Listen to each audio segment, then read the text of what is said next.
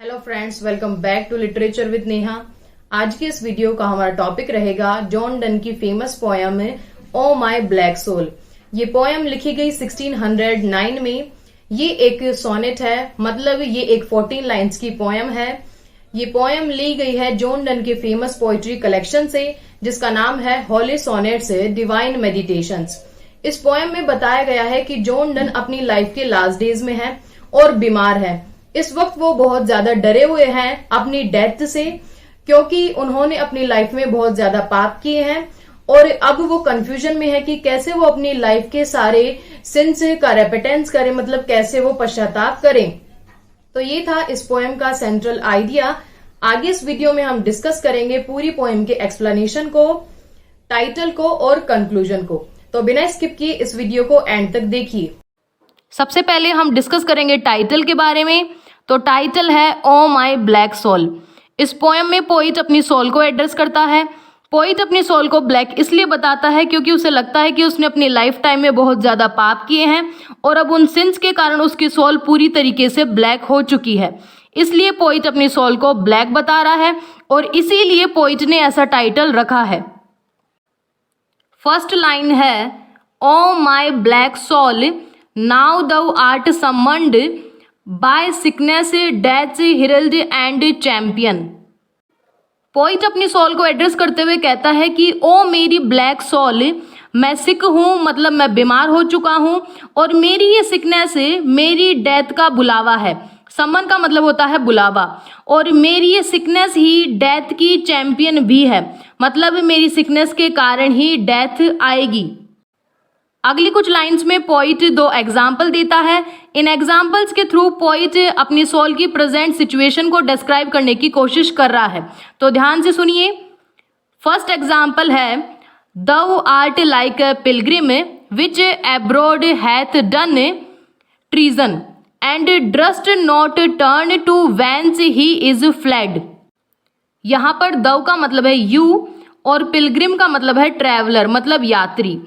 Poet अपनी soul को address करते हुए कहता है कि तुम्हारी जो आर्ट है, मतलब तुम्हारी जो काम है, वो एक ट्रैवलर की तरह है।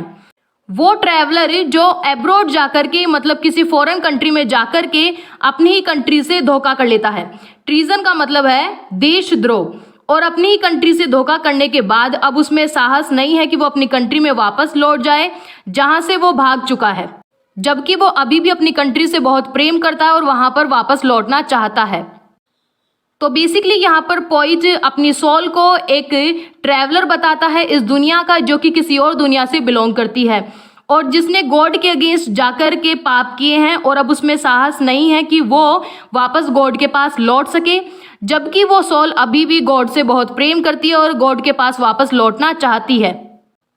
सेकेंड एग्जाम्पल है or like a thief which till death doom be read wisheth himself delivered from prison, but damn and hell to execution, wisheth that still he might be imprisoned।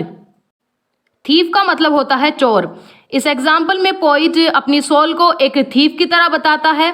वो thief जो prison में जाने के बाद, मतलब jail में जाने के बाद उसे बाहर निकलने की, उसे भागने की इच्छा रखता है, लेकिन जब उसे पता चलता है कि उसके लिए एग्जीक्यूशन का ऑर्डर पास हो चुका है, मतलब उसको डेथ की सजा सुना दी गई है, तो ऐसा सुनकर के तो जो पहले प्रिजन से भागने की इच्छा रखता था, वही थीफ डेथ के डर से हमेशा के लिए उस प्रिजन में रहने की इच्छा रखने लगता है।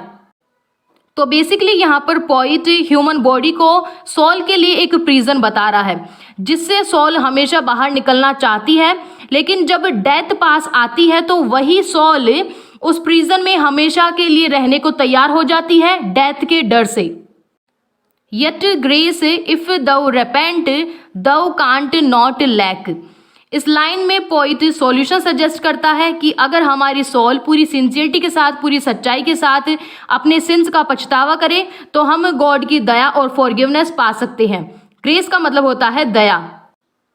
But who shall give thee that grace to begin.